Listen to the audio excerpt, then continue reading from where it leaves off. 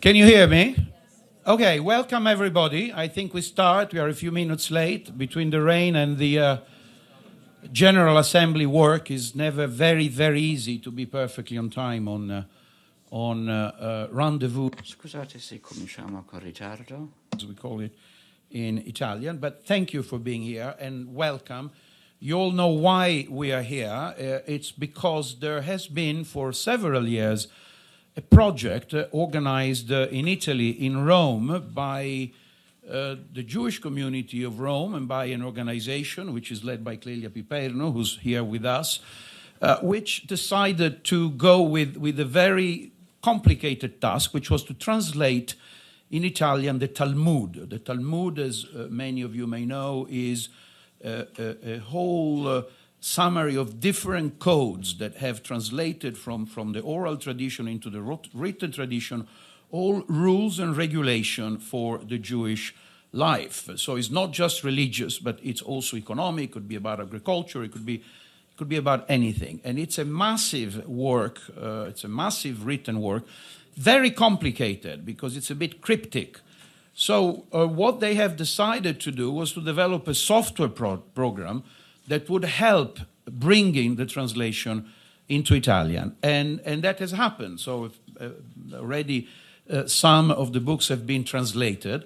And this work made quite an impact because it is somewhat without precedent, especially for the Italian language. And so it brought a great deal of attention internationally. And so we are here to discuss the various aspects of what it means, what has been done, of discussing the impact of what has been done could be for everybody else, but also to learn about this project. And I'd like to give a round of applause for all our guests. I will mention them later one by one, but they are here around me. And I'd like to thank Ambassador Zappia for having organized this event, which is very interesting, both from a cultural and technological viewpoint. I'd like to give you two technical informations. The first one is that there is an Italian translation on Channel 7. Channel 7 is in Italian, and Channel 1 is in English. Some of our guests may end up speaking in Italian, so if you put it on the Channel 7, then you will hear, on Channel 1, I'm sorry, you will hear the translation. The second technical remark is about timing. I'd like to keep it as tight as possible so that we're not going to go beyond our scheduled time. And the idea is that everybody will speak between 3 and 5 minutes so that hopefully we'll have some time at the end for some question for the public. Having done this introductory work, I give the floor to Ambassador Zappia, Permanent Representative of Italy at the United Nations. And I'd like to ask you something, Mariangela, which always, somehow I was always curious about it. Why did Italy and the government of Italy supported a project of a small community, which is the Jewish community, and on such an esoteric, to stay in term, project? Thank you very much, Mario, for moderating this. I have to say it's nice to be applauded even before speaking, so I take it as a good auspices for this conversation. Let me first thank really very much Albania and Israel for co-sponsoring this event. Indeed, we appreciate it a lot. Let me also thank, of course, Alison Smale for accepting also to give a perspective from a communication point of view. Let me thank all the friends here from Alliance for Civilization, Stefania Giannini of UNESCO, and of course Rabbi Schneier for being here. And also Clelia Piperno, because she is the originator of this idea, and why the Italian government decided to take this project also to the UN. Well, there are two words there. One is innovation and technology, and the other concept is intercultural dialogue. And these are really two areas where the Italian government at the UN, but not only at the UN, has tried and is trying to make a difference. We believe enormously in the huge potential of culture to create ground for dialogue. And we have, in many different ways, take this belief in the UN through different projects, and this is one of those projects that really are proof that protecting the cultural patrimony of a country, of a religion, of a belief, and make it known to others is really one of those areas where you can make the difference in creating conditions for dialogue and in the perspective to create conditions for peaceful living between communities. And the other concept is innovation and technology, and how innovation and technology can really be enablers of this dialogue. How? Simply because they put at the service of communication between different ideas, different religions, different beliefs. They put the powerful potential of technology to the benefit, again, of dialogue. In the end, Italy believes in creating conditions for people to talk, and this responds to our belief in multilateralism, in the way, being together in a room and being able to understand the culture of the other, the history of the other is so fundamental for dialogue and in the end for peace, but not only for peace, for development. Innovation and technology are also enablers for development. And if I think of what we did during this very, very busy week of inauguration of the General Assembly, there are other events that we hosted that go in the same direction. Yesterday we hosted an event on internet connectivity and how this is an enabler for development. We hosted an event to create the legal framework for protection of cultural heritage. So all this is linked, is related, and we are really very proud that we can present also this very innovative way of using technology to spread knowledge, because this is in the end what we do. Thank you so much, and I think I stayed in the 3 minutes. You are perfectly well into the 3 minutes. Thank you so much. I'm glad that Italy has given an example of punctuality, which I hope everybody else will follow. I give the floor to Ambassador Mimosa Halimin, General Director of the Ministry for Europe and Foreign Relations of the Republic of Albania. And I'm particularly interested by the fact that Albania is sitting with us at this table because 58% of the Albanian population is Muslim. And therefore, there is a prevalence on a complete different religion, same root, of course, as we all know, but certainly different. So what was the motivation of being part of a project about the Talmud? First? Yes. I have to say that it's a particular pleasure for me to be here today, and that Albania is so glad to co-host this side event with Italy. Mr. Platero, you are right when you say that a majority population in Albania is Muslim, but we should not forget, and I would like to add that the other part is a very mixed one. So apart from Muslims in Albania, we have Catholics, we have Orthodox, and Albania is a country that is brought as a model of harmony between religions.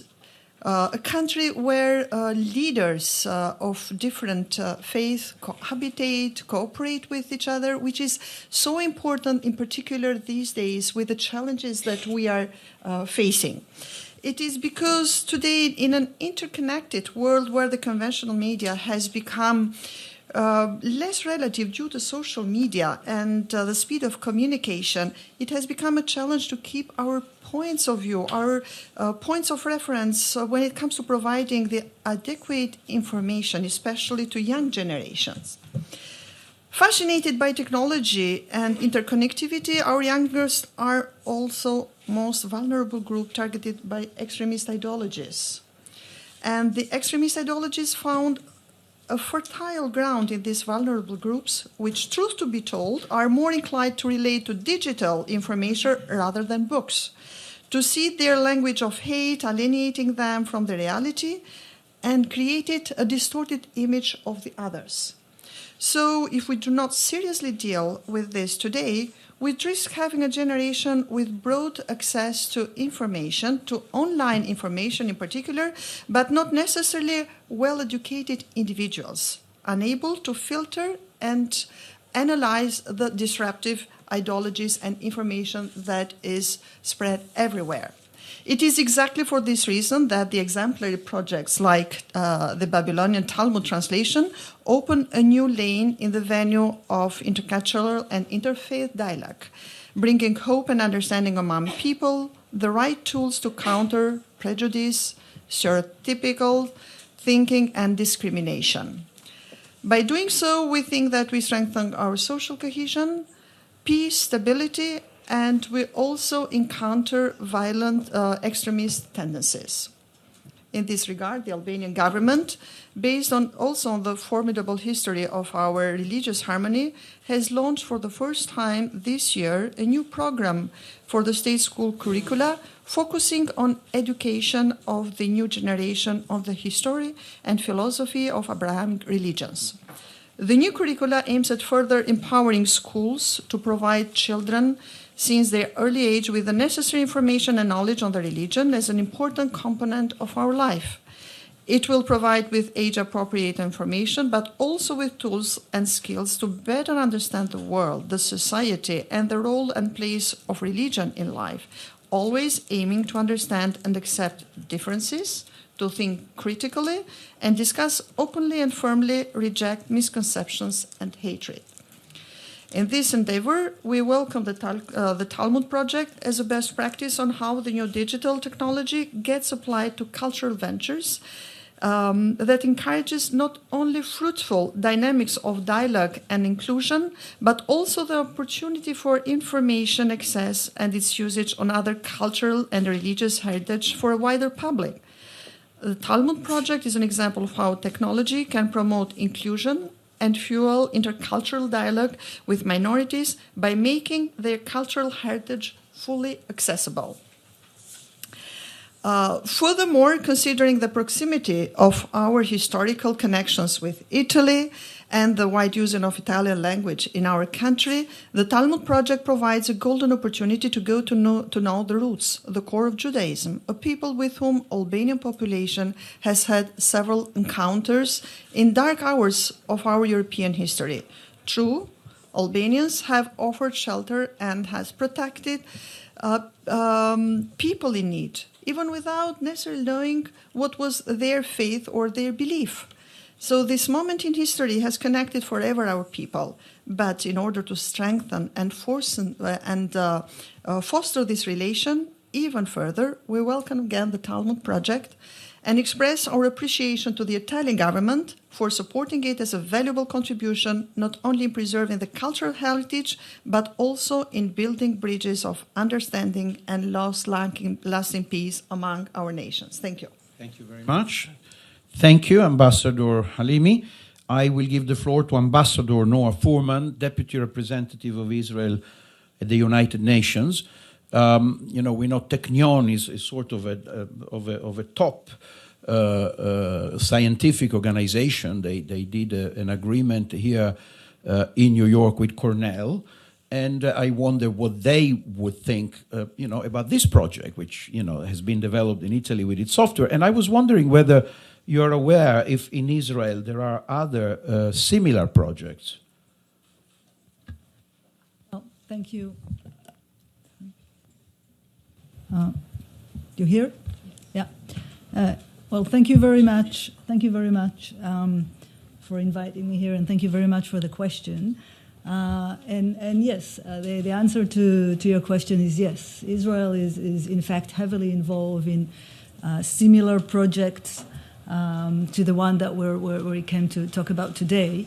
And Israel National Library is working tirelessly in preserving all manuscripts and make them accessible to the public. And maybe the most well-known example can be the Dead Sea Scrolls that I'm sure most of you heard about, and those of you who are not. The Dead Sea Scrolls are the most ancient version of the written Bible. They were written more than 2,000 years ago and were found some dozens of years ago in a relatively, well, taking into account their age, relatively decent shape. Had to work through a lot of restoration, and if any one of you come to visit Jerusalem, I highly recommend that you come to the Israel Museum, and you can actually see in your eyes the same original, not a copy, but the really original text from more than 2,000 years ago.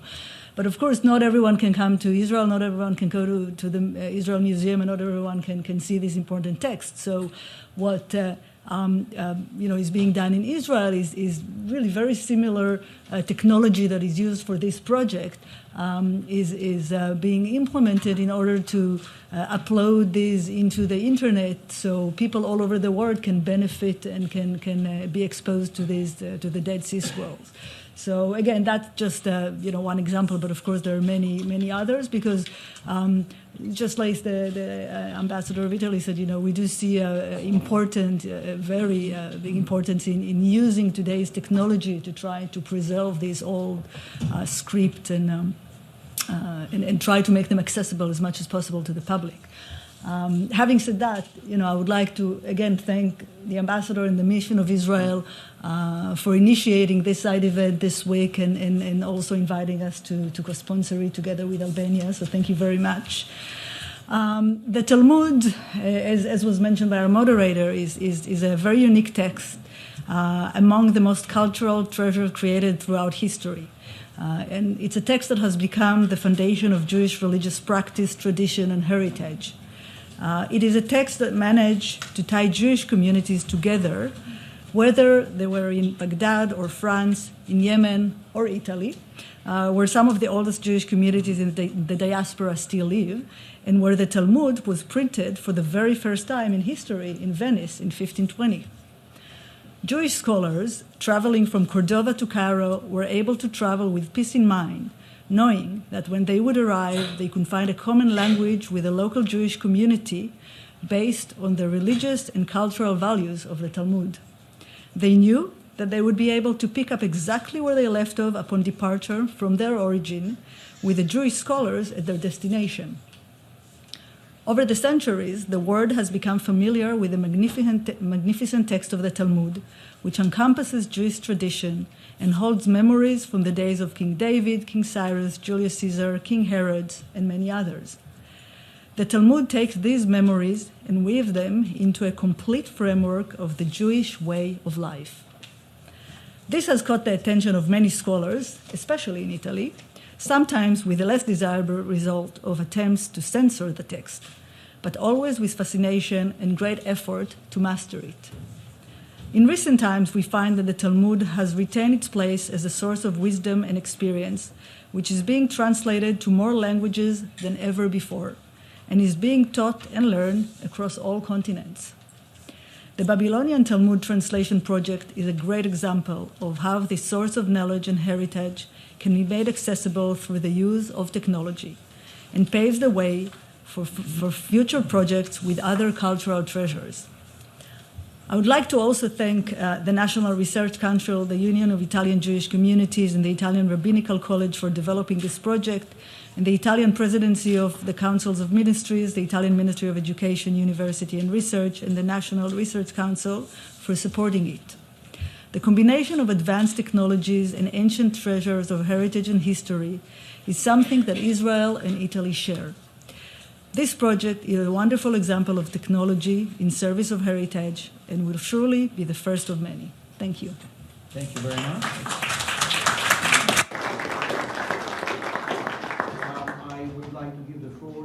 Ms. Alison Smale, Under Secretary General for Global Communication at the United Nations. And I know you've done a great deal of work recently to innovate in your department at the United Nations Communication Strategy. I know that you are working, for example, on the preservation of multilingual challenges. So can you tell us a bit what you're doing on that front and how this project would fit, hopefully, into your objectives? Thank you very much, and thanks to everybody who has made this event possible. What you'll find is that my remarks are something of a shameless pitch for help in doing more such projects, and certainly aiding us in our aim of multilingualism, using modern technology and to illuminate ancient wisdom, I think I could say. So I'm welcoming you very wholeheartedly to UN headquarters. This is a monumental and crucial task that has been undertaken. Historic documents like the Talmud are part of humanity's shared inheritance, as we've already heard. The importance of ensuring that the Talmud is available to the public today in languages that can be read and understand widely cannot therefore be understated or indeed overstated. The capacity for knowledge and expressing this in language are what make us human, and the desire for continued inquiry is what ensures our advance as a civilization. Documents like the Talmud contribute to that by giving us a solid base on which to build knowledge. Yet translation is neither straightforward nor literal. It requires careful thought, human intelligence. It is also not a resource-free process. And that, of course, brings with it challenges, especially in an era where budgets are tight the world over. The department that I lead, the Department of Public Information, is tasked with telling the UN story to the world, which means doing so in as many languages as possible. This initiative with the Talmud gives us real hope in the way it has used semantic-based translation software to carry out a massive project. As we seek every day to ensure that we communicate the work of the UN in as many languages as possible, the use of innovative software can perhaps point to the way how we work in future. At the same time, DPI has engaged in an ambitious 5-year project to digitize and preserve 68 years of UN audiovisual archives. We have recordings, videos, films from 1945 to the early 2000s, including, for instance, rare audio of Eleanor Roosevelt discussing the Universal Declaration of Human Rights. It also includes the first meetings of the General Assembly and the Security Council. Many historic figures have given interviews. All these AV treasures were at risk. Formats have changed dramatically from film to digital. Many of the machines that can read the old formats have disappeared. Our storage conditions are and were also less than ideal, and we don't have funds in our regular budget to address this situation. At the same time, we've also engaged in the digitization of 3 million paper documents from 1945 to 1993, which were identified as important or unique. These documents remain only available in paper copies. What all this meant is if you, as a citizen or a scholar, wanted to see the proceedings that took place on 28 September 1947 at the UN, you had to take a flight and come here to UN headquarters in New York. Something a little out of sync with the digital age. Nothing about this process screamed 21st century, which is why we are now changing it. What we can learn from the Babylon Talmud Project is how innovative technologies can facilitate the massive project of converting last century's materials into the formats and languages that people today understand. I say very selfishly, we need all the help we can get. When it comes to paper documents alone, we have 2.5 million more documents to go. If technology in any way can facilitate the task ahead, that is something that we as a department want to review and investigate. So your project can be a true inspiration for us. No matter what, our efforts need the generous contributions of governments such as the one from Oman, which contributed $5 million for the digitization of our audiovisual materials. We very much appreciate that Italy, Albania, and Israel have played a part in this project. And our hope is that more governments and academies will finance the preservation and translation of knowledge, just as Italy has done here. We thank you very much for the invitation and for the chance to make this shameless pitch. Thank you. Thank you very much. I'd like to give the floor to Giannini, Assistant Director General for Education at UNESCO. I say it the Italian way. I don't know whether it's in English. UNESCO. Okay, perfect. UNESCO. UNESCO, well, we all know it's the cultural bridge about hundreds of nations. So how do you think that this small project, or big project for us, developed in Italy, could help? I mean, would it be useful to you? Would it be an example to things that you're doing? Have you done something similar? Well, thank you, first of all, for giving... For education. Yeah, for sure. Yes, let me say, first of all, it's a great pleasure and a great honor to be here today, both representing UNESCO, and thanks to Her Excellency, dear friend Mariangela Zaffia, and the Italian delegation by the United Nations, the Talmud, wonderful team of Talmud Project for inviting me, but also I'm very happy to be here as personally, to say, as a linguist, as a classical philologist, and also as a former minister for education, university, and research in my country, because I will say something later about the connection in this former position I had some years ago and the Talmud Project.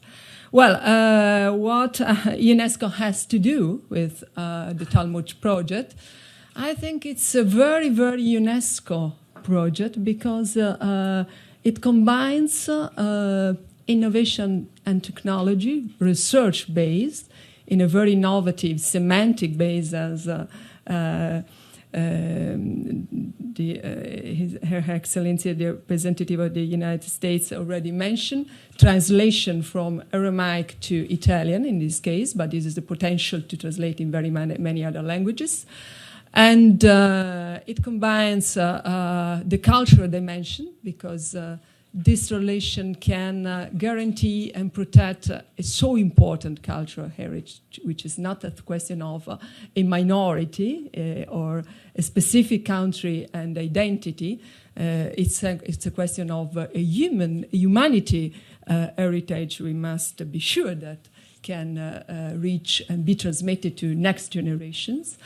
And it combines the education dimension. So UNESCO is like this. UNESCO is the house of human rights, and it's the house where education, science, and culture become the main tools to promote inclusion, to promote an inclusive society, and as you say in this title, to promote intercultural dialogue. So I think that it's absolutely fitting with our mandate. But I want to say something also about the power of this project, just putting it in a perspective of in a more educational perspective.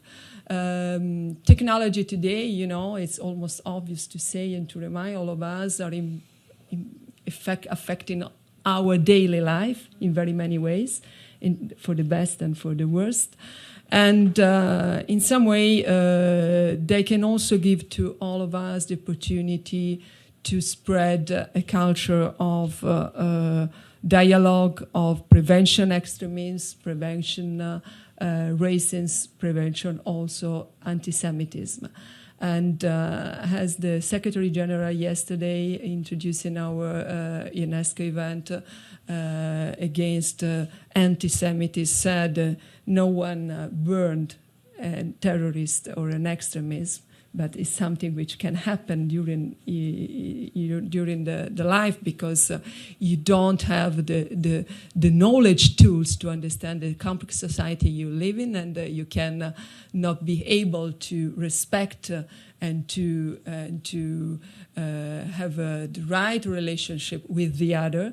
I think that this kind of approach can really help all of us to make a better society. UNESCO, of course, is a front runner, is a champion in these years to implement the Sustainable Development Goals and the 2030 Agenda.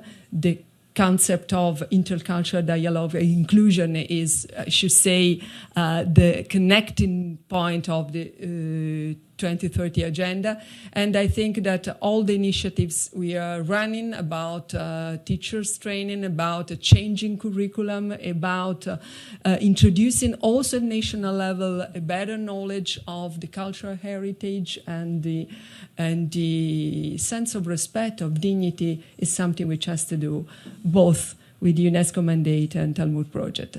Just to conclude, let me also say, as I said at the very beginning of my few words, celebrating the Talmud Project at the United Nations, I also had the privilege and the opportunity to discover this project when I was Minister of Education and Research, and to promote and to support this project, because I saw that there is a lot of potential. Now the first step is translation from Aramaic, which is, by the way, we don't forget, was the native language of Jesus Christ, because Aramaic was the common language of Jewish Palestinian community in the first century. And I think to Italian. Now there is another challenge, which is by means of this platform giving the opportunity to other researchers all over the world to translate Talmud in other languages, and I think it is a wonderful opportunity, and I hope that also in my current position as DG for Education at UNESCO, we can look in carefully at this project and maybe support in some way. Thank you. Thank you very much. Matthew Hodes, Director, UN Alliance of Civilizations. Well, tell us about your organization. You know, we have many different organizations, the UN, and can you tell us a bit about your mission so that we can frame it and how this project would fit into your objectives? Thank you. Thank you, Mario. UNAOC was set up by the late Kofi Annan, whose life we've been celebrating over the past several weeks, in 2005. And it was done as a response to the terrorist attacks launched by Al-Qaeda in New York, Washington, London, Madrid, Bali, and elsewhere. And it was done as an initiative for the Secretary General to provide him with a soft power diplomacy tool.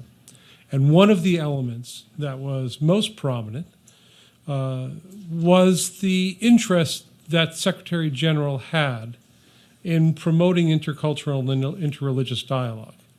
And that included the role of religious leaders in promoting those values. And it's in that spirit that I want to talk about the project that we're celebrating today. The Talmud, of course, did not always have such a happy existence in the Mediterranean region, as we know. And it's important for us to recognize that at the same time that during the period of the Inquisition, the copies of the Talmud may have been burned in some places, including in Rome, in Campo de' Fiori. There were also people in what is now Italy who were studying the Talmud with rabbis, for example, in Florence, at the monastery of Camaldoli, and that it's that very story that's commemorated in Campo de' Fiori today, in a plaque in Rome. That spirit of religious tolerance, exhibited by people who had to exhibit enormous courage just to do the simple act of studying the text with rabbis, is what's celebrated on that plaque, and it's what, in effect, is being celebrated through this project.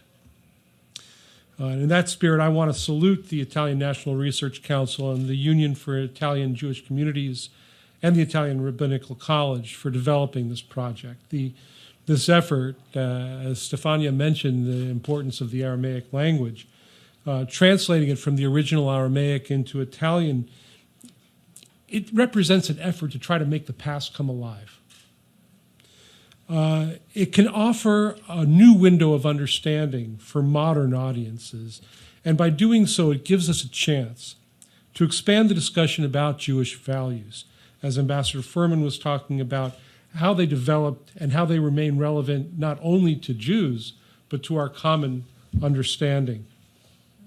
At UNAOC, we've seen the benefits in engaging in project activities that promote these shared efforts and shared values of inclusivity. Our High Representative intervenes on a regular basis in events that support these values, and our project managers, our UN staff, engage in activities directly to support this agenda. Since 2013, UNAOC has organized or co-organized some 30 events involving religious leaders, creating a global platform for this type of dialogue. And it's at the core of our mandate. Our understanding is that dialogue can lead to understanding. It's the exchange of ideas. And understanding can lead to reduced polarization. By pursuing these goals, UNAOC contributes to diminishing tensions and promoting peace and understanding. This battle for ideas, the battle for ideals, for values, it never ends. Religious leaders, and this is, again, part of our mandate, and Rabbi Schneier, our good friend and member of the original high-level group that provided the mandate of the UN Alliance of Civilizations, understands that religious leaders have to take the lead in promoting these highest standards of tolerance and coexistence.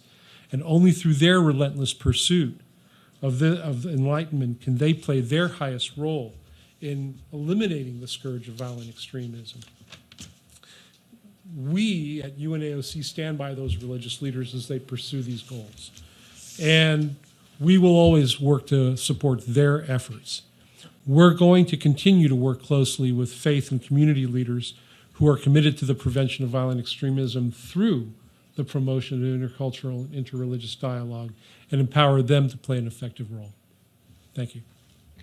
Thank you. Thank you very much, Matthew.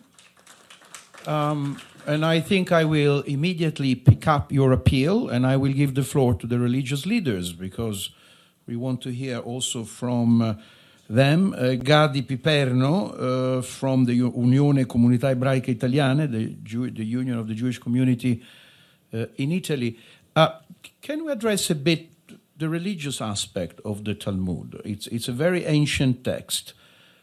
Can we think that it may change, or is it sort of set into hundreds, thousands of years ago? I mean, technology on one end, and then old rules on the other. Thank you. And technology that helps to bring it outside. So, thank you, Mario, for this question, because I believe it's a very central point when we try to approach the Talmudic study.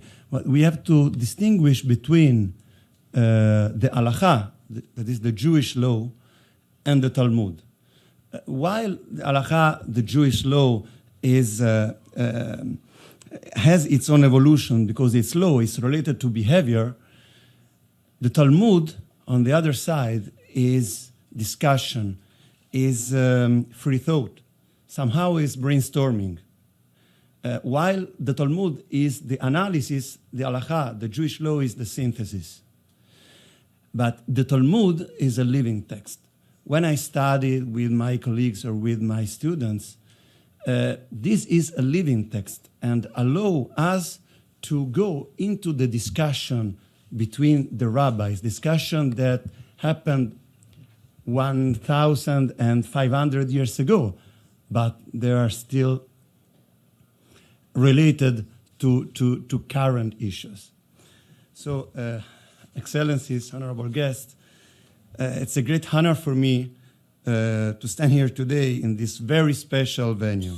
On behalf of the president of the Project of Translation of Babylonian Talmud, Rabbi Shmuel Riccardo Di Segni, and on behalf of the president of the Union of Italian Jewish Community, Noemi Di Segni, I would like to express word of appreciation for sharing with us this historical moment.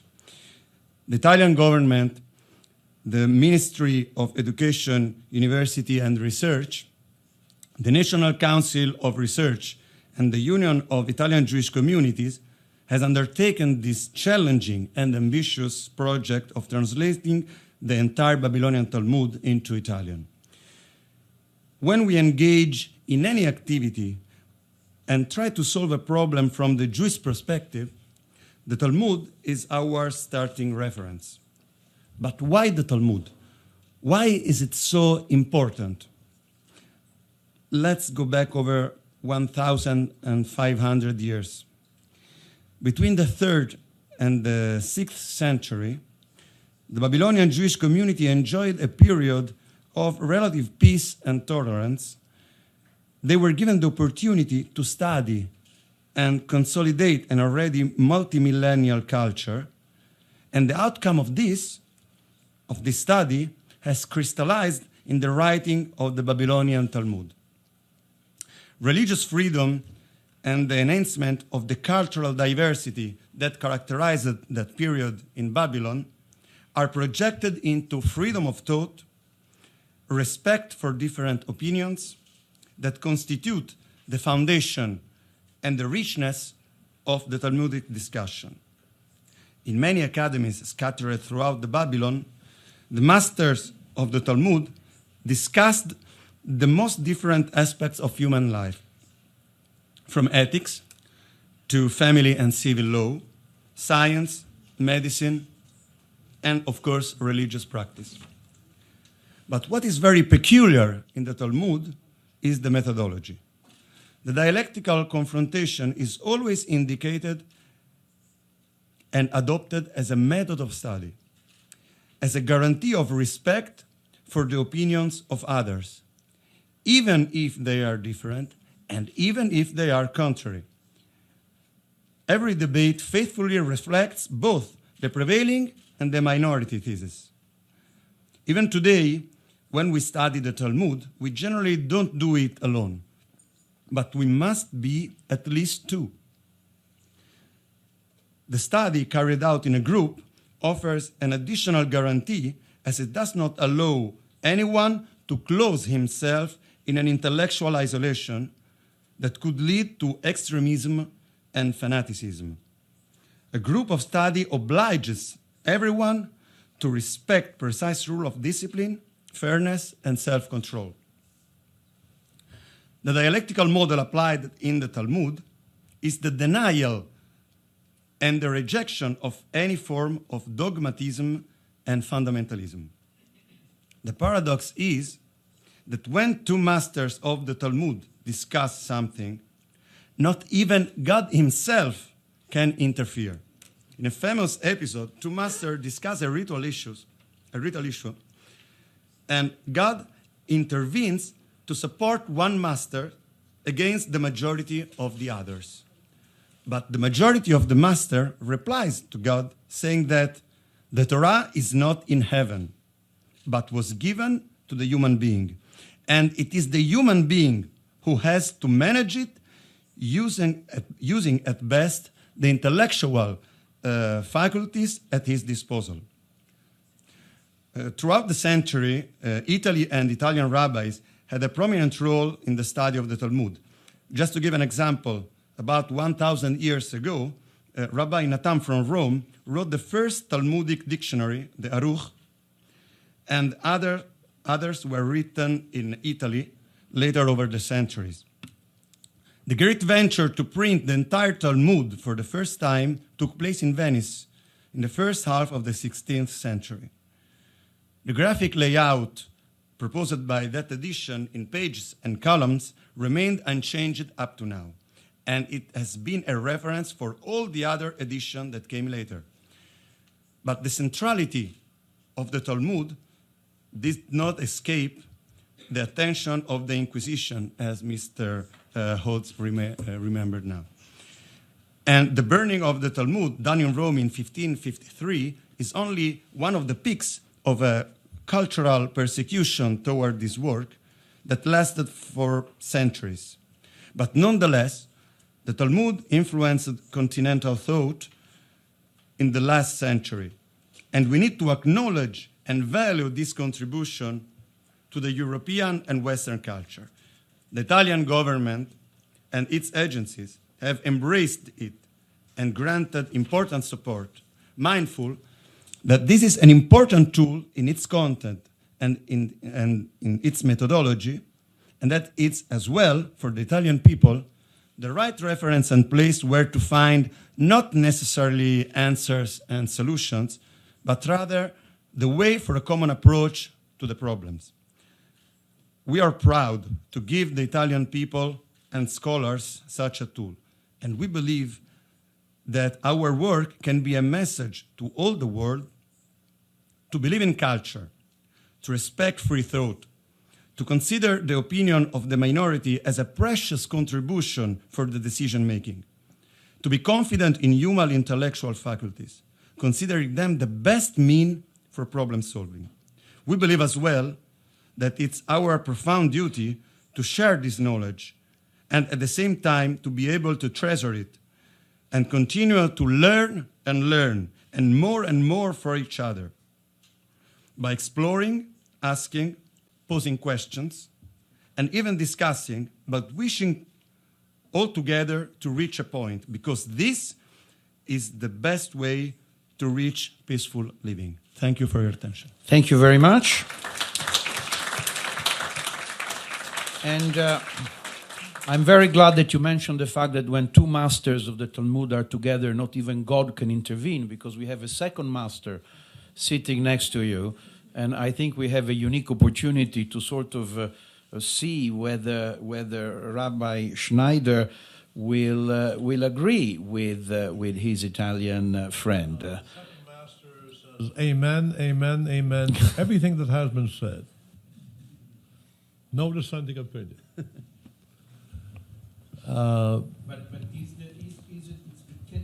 changed? Is it something that can evolve in time, as we were saying before? Is it a method? Is it an effective method to just understand two words in Hebrew. Holech means to go. Omed means to stand. And when you refer to a dead human being, he is an omed. He stands still. When you refer to a living person, we're always on the go. And this is why halacha, Jewish law, is dynamic. It is not static. It has to respond to the needs of the day. That's my answer. Okay? So remember, you have two new words. Holech, which we are, thank God, we're all holchim, we're moving. And then you have our beloved ones who are no longer with us, standing still. There's a difference between a living law and anyhow. Gratitude to the government of Italy, and welcome to the new permanent representative. We anxiously awaited your arrival. And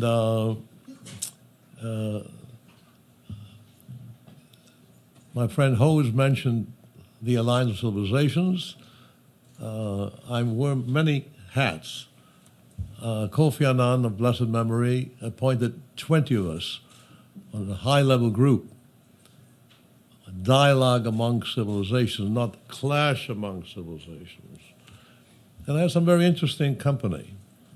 I had the president of Iran, Khatami. I had the Sheikh of Qatar. I had Vedrine of France. Anyhow, we formulated the direction. And so I'm very proud that Hose, our executive, carry the message forward of what we're all about. And I'm proud to be named an ambassador of the Alliance. So, okay. But let me, a bit of history.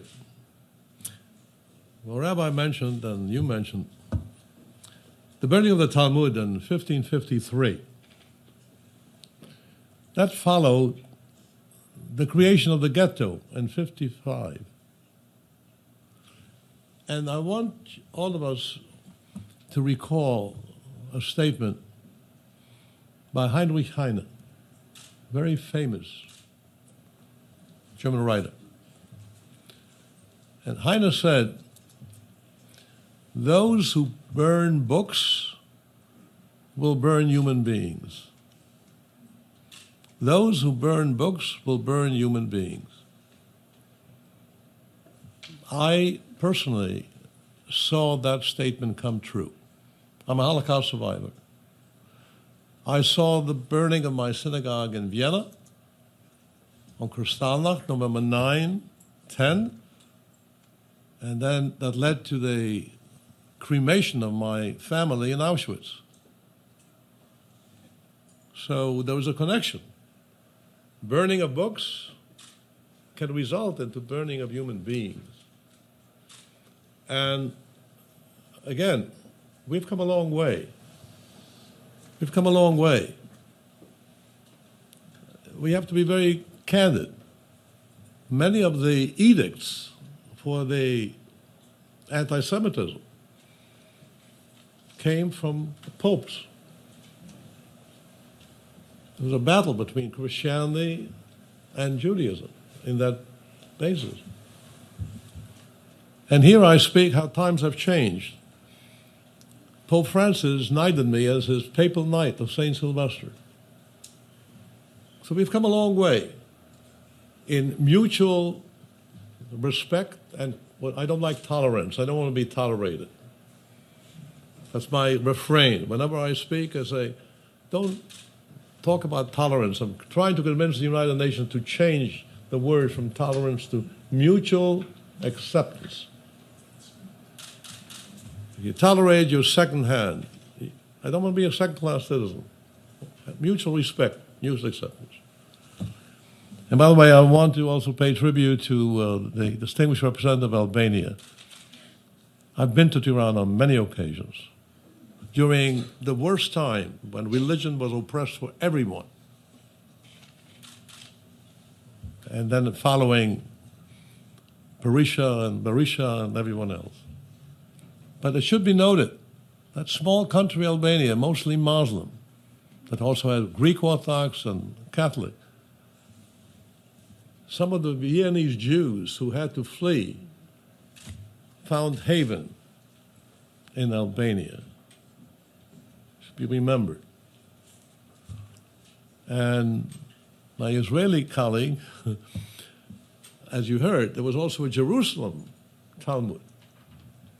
So what's the significance of the Babylonian Talmud? It shows that wherever the Jews live, they make a contribution to society. Because it says, Al tifrosh min hasibur, do not separate yourself from society. And that's why you find in every synagogue, every Saturday, we pray for the government of that particular country, just as you do. We do it here in the United States, you do it in Rome. I know my beloved friend, the Chief Rabbi Nassani, every Shabbat prays for the government. So, wherever we reside, we make a contribution. New York City, cultural life, theater, you name it. Or, I know how many of you have read the book Vienna Without Jews. Or just remember that Germany that lost Albert Einstein or Thomas Mann and all these others. And UNESCO understands that terrible loss. So wherever we reside, we make a contribution. And the Babylonian Talmud is a contribution to Babylonia. And your contribution is a contribution not only to Italy, but it is primarily a contribution to Italy, but it has a potential of benefiting worldwide. My final point, whatever man creates can be positive and negative, because God created both good and evil. And it's always a battle between bad and evil. Nuclear energy, all excited. We're going to eliminate, pollution, coal, energy, and end up Hiroshima, Chernobyl. Technology, fascinating. We're in communication and contact. Sometimes we cannot divorce ourselves from our iPhone. I'm guilty of it myself. I carry 2 phones in my pocket. But on the other hand, technology today has also become and UNESCO knows it, and everyone knows it, a dissemination of hatred, of xenophobia, of anti-Semitism. So technology, what you're doing, and you want to know how is it that the Italian government finally supported this project so generously. You cannot say no to Clelia Piperno. She's very, very perseverance, okay? Determined, okay? Aided by the chief rabbi, Rabbi Dosenyi, and Rome Synagogue and Parky Synagogue. We are sister congregations. And we also have here the vice president, Dr. Muscati, of the Italian Jewish community here. So you did it. What I'm saying, though, is this particular project, unlike, unfortunately, many other technological projects, it's a positive move for mutual understanding. And the bottom line of the Talmud, if you want to know what it is, that's the bottom line. Love your neighbor as yourself. Repeated in the Bible 36 times. Now, what does that say? First, you have to love yourself. Be proud of your heritage. Be proud of being Italian. Be proud of being Albanian. Be proud of being Israeli. Be proud of being American. But don't forget also respect for your neighbor. And that's exactly the message that we need today. Yes, we should be proud of that's a big debate today, identity. Yes, identity. Of course, we should be proud of our identity. And that's a very basic Judaic teaching. You'll be disappointed to know Rosh Hashanah is not the Jewish New Year. It's the anniversary of creation. The Jewish New Year is Passover. And what Rosh Hashanah says, a Jew should be proud, but also not forget responsibility to the world. If I have one other beautiful passage, a midrash, Sarah, in her old age, gave birth to Abraham. And Abraham is really revered by Christians, Muslims, and Jews. The patriarch. And all her neighbors ridiculed. Well, this is not her child. Her husband, Abraham, is an old man. She's an old woman. Couldn't be. So Abraham had a great idea. This is a famous midrash. Let's bring mothers of other nations, of 79 nations, and then Sarah nursed each one of them. So she nursed every baby, not her own, and then also nursed her own. Okay? And that should be the message. That's exactly what UNESCO stands for, the United Nations stands for, Alison. Really. That's the message we need to convey. Yes, we're proud of our own identity, but we also have to accept and respect our neighbor. That's what it's all about. And so I always believe in action. You're digitalizing. UNESCO, are you digitalizing? I'm proud to say the Appeal of Conscience Foundation religious freedom and human rights work of over 50 years is now being digitalized in the archives of New York University, and I will make sure that NYU will hook in, and they will be at your disposal. Thank you. God bless you all. Thank you. Thank you very much, Ravi Schneider.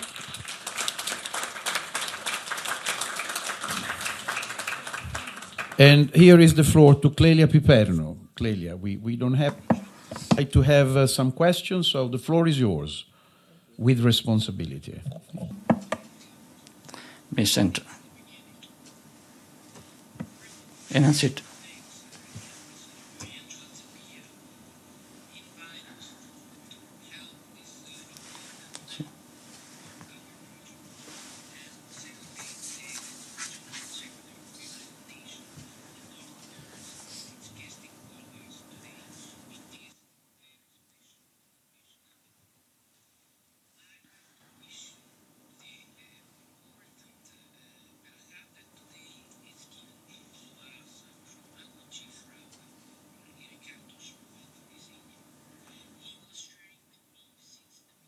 The first steps of this project.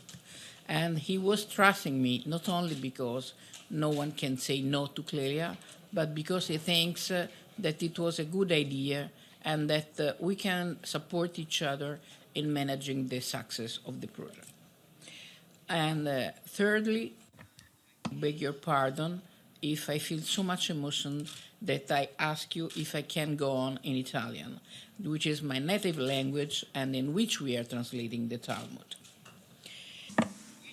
10 years ago, in trying to imagine the future role of technology, I envisioned a world divided in two. Those like an app, those who use an app and those who invent an app. I realized that we need to build a bridge, a different model of inclusion by using technology. Today, we have a project that is a model recognized by the international community of scholars today as a worldwide point of excellence in the field. Since that moment, every step I've taken has led me here today. In these years, I have sought and found skill in those who are younger than me. I have shared these experiences, this know-how, with a large community of researchers who had decided to work together, but also those who we went looking for. Today, thanks to Italian genius, this project has proven to be useful in the fields of research, of culture, and of politics. Rethinking, in which there is a project that has a valence of genuine cultural dialogue. This is happening while at the same time there has been an increase in intolerance, racism, and hatred between peoples that to a growing extent use new media as an instrument of propaganda with a global reach. The OSCE Conference on Anti-Semitism in 2018 in Rome recognized our project as a best practice model in the battle against intolerance.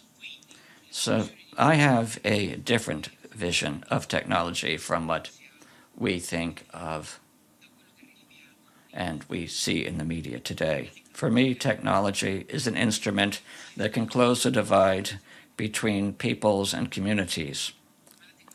But technology leads immediately to addressing that which exists in the whole.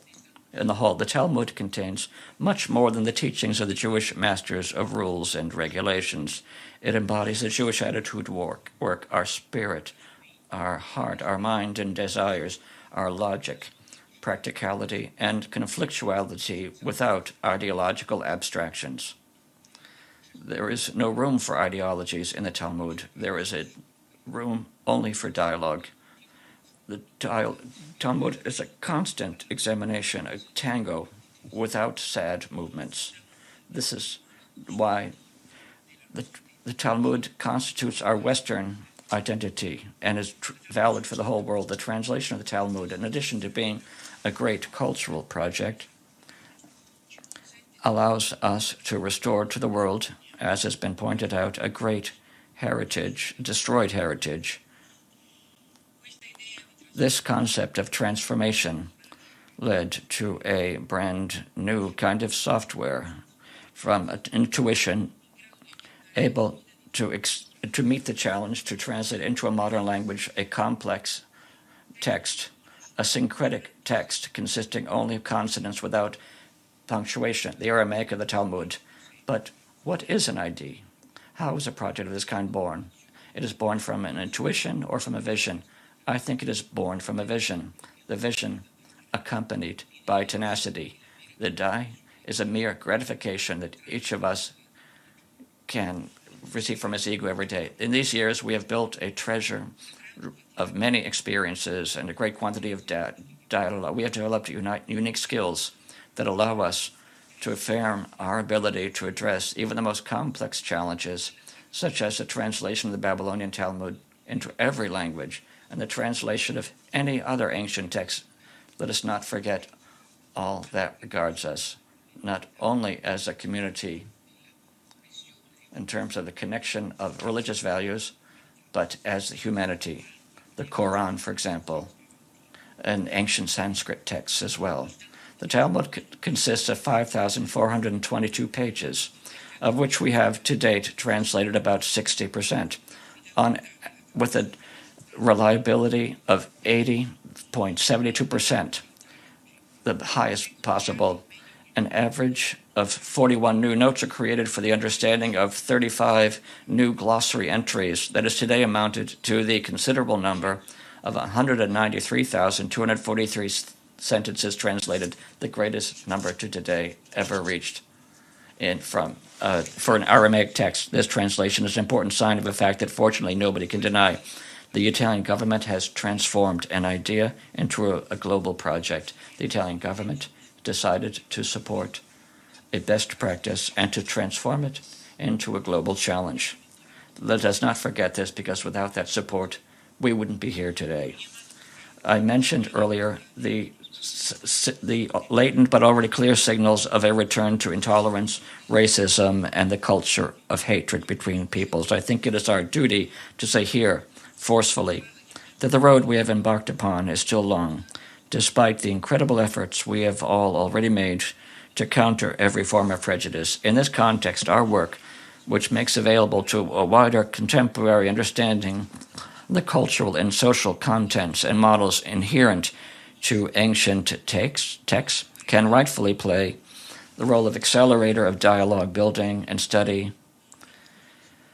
that can help foster a better, more solid balance and a better world. Our vision of the future includes technology.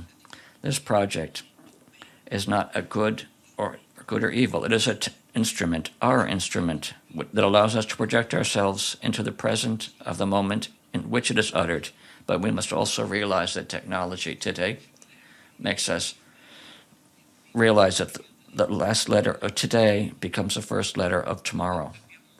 We have shown you the present. Those who wish to can open up the software, ask for the password, and consult it. Altogether, however, we must decide how to build a future coexistence in a global balance. On your desks, you will find a small pin. It's written coexist, which is exactly Rabbi Schneier said. We cannot be tolerated, neither us nor anyone on the face of the earth. We must coexist. Thank you. Grazie Clelia Piperno. Thank you, Clelia Piperno. We have 5 minutes. Thank you, Clelia. Thank you very much. We have 5 minutes before we have to leave the room. So if there is, one question from the public. Yes. Cappuccino is outside, right outside. It's courtesy of our ambassador, yes. Yes. And recognize yourself, please. Thank you. Okay. Hello. I'm from Columbia University, and I have a question for Professor Piperno. I would like to know what, after the 4.5 years of work, what is your next step on developing this? And my second question is that, do you have any future plans of translating this not only Italian, like in other language, like in India, Chinese or something? Yeah, thank you.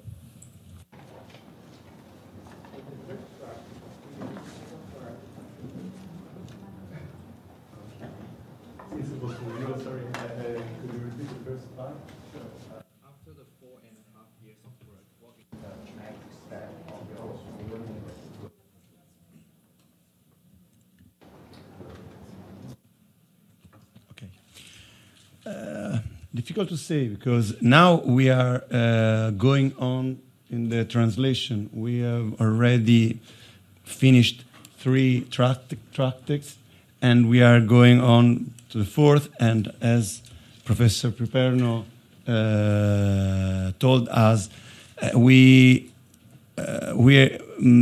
translated the 60%, and so we are on go. Of course, we don't stop to that. She will speak about other language. There is an idea on this, but we are. I am the quality manager of the project, and I can say that we are in a continuous improvement on our quality, on our process, because this is a research project. And so when we started, we didn't have a well-defined process to go on. We are defining it on go. And so but we are in a point that we already consolidated our process, and so we are ready to go on also for other projects, maybe for other languages. Thank you. Un attimo, c'era la seconda parte che doveva rispondere lei. Do you want to add something? He's not satisfied. We can speak aside. Yeah, we have many questions. I don't know how many we can fit, but let's try. Okay, 1, 2. Let come up with the question. We'll summarize them and then we'll give them together. Go. You start. Thank you very much. Rabin Pasha, I'm founder of my eDream incubator in Erbil. First, I'm extremely humbled, but also very inspired by the work that is being done. I was an Iraqi refugee who fled persecution of ethnic and religious minorities under Saddam Hussein from Erbil, that used to be an ancient Jewish kingdom, and went back 20 years later to establish an incubator working on dreams, dialogue, and development of young people, because we realized that using technology to create that dialogue and bring back wisdom, but also get the skills to people so they could be part of the peace and understanding each other was so critical. I'm here, and my question is related to my concern, and I really believe that there's a huge disconnect between these ancient wisdoms and the younger generation. In the Middle East, and a place where I come from, half the population is under 20. And I see and worry the same way that when the Secretary General spoke about the erosion of trust and the erosion of sometimes communication between our different generations. I'd love to hear some of your thoughts about what we can do to engage the younger generation and also to bring more people to the table and be in a way to recognize the factors that lead to the hatred and use that to actually turn around for understanding. Thank you very much.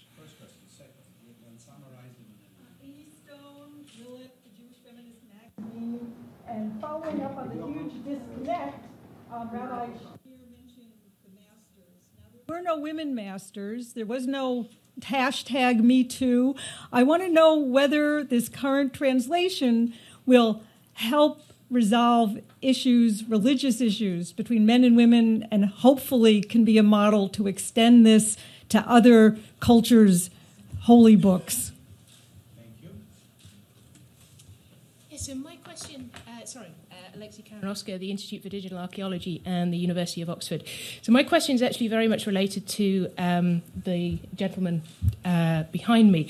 So we're obviously discussing a project which has sort of transcended a particular set of intellectual goals and really demonstrated in an extraordinary way the use of digital tools to replace, if you like, kind of confrontation, division with dialogue. Can anyone comment on how we as an international community, as well as an intellectual one, can capitalize and support each other on systematizing this approach to supporting cultural diplomacy through this fusion of technology and heritage? Thank you.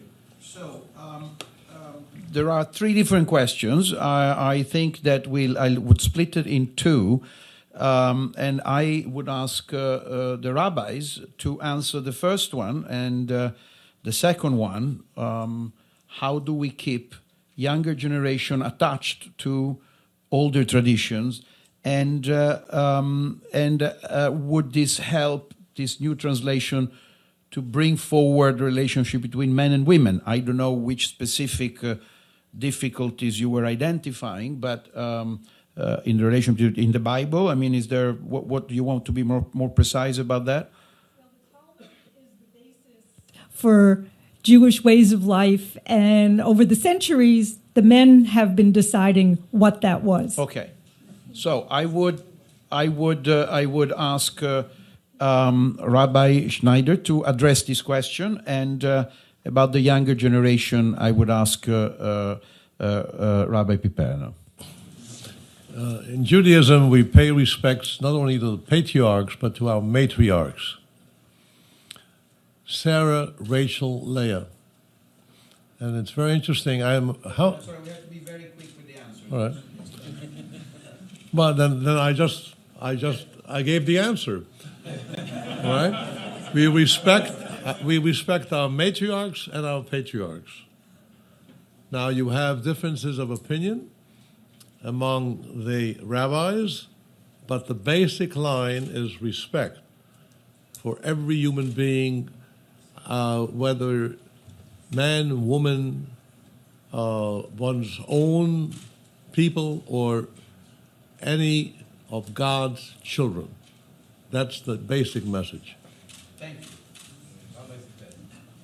If possible, I would only add to go and see the key women in the Talmud as Yalta and Bruria. Go and see, you will find something very surprising. No, there are more than this, but these are very important. Except from this, I believe that for young people, Talmud is something incredible. I studied last year with a group of 6 young people, guys of 14, 15 years old, and they are the study of the Talmud, just because what I said before, that is free thought, and try to understand a very complicated discussion, understanding each own position, is an incredible way to lead young people to understand each other. This is a training for that. This is the Talmud. And I believe that an edition like our edition, that is directed not to scholars, but for general people, for their understanding, can be an important tool for that. Thank you very much. Alison Smail, if you want to address the digital question, considering you're involved into that and you're trying to innovate on that. Exactly what the question was? My question was, what can we learn as an international community from the success of this project, about how we might deploy this fusion of technology and heritage for the purpose of cultural diplomacy? Okay, thank you. I think it's very important that we apply new technologies as they become available. It's equally important that we learn perhaps the other lesson of the Talmud, and I'm definitely no expert in this area, so forgive me, but I think the collective wisdom that is represented by the Talmud is exactly the pillar that we have to lean on as we go forward, and humanity will go forward, rolling on, caught between evil and good, as Rabbi Schneider said. But I think that technology can definitely help us unlock mysteries here, preserve others, but only if we rely on the pillar of knowledge that is the accumulated wisdom of human centuries. Thank you very much. I'd like to give a round of applause to all our speakers. We are finishing here, and thank you, and I will give the floor to Ambassador Zappia for some closing remarks. Thank you, Ambassador. Well, not really closing remarks, but just to say that I'm really grateful for all of you participating in these events. In this event, it was for me extremely enriching. I take this back. Coexist. I like it very much. I'm putting it next to this other pin that you can see, and others in the room are wearing it, and is an opportunity for me to recognize also the parliamentarian delegation of the Italian Parliament that is participating in this very important week, and they really did a fantastic job in, also making what the Italian Parliament is thinking on these very important issues known to this gathering. This pin is a pitch for the Italian candidature to the Human Rights Council for the 2019-2021 triennium. We believe strongly in the Human Rights Council. We think that coexist is a very good message to bring in that place, in that organization. And so we are strongly believers in human rights, in the need to protect them, in the need to promote them, and we really hope to not only to get into the council, but to get it with strong support. And finally, I think we should give a round of applause to our moderator. Thank you very much. No need for that. Thank you, Mario. I take the floor again. Rabbi Schneider wants to add a word. I'd like to amend the coexistence. Would you please add on peaceful coexistence? And on that note, thank you all for being here. Bye-bye.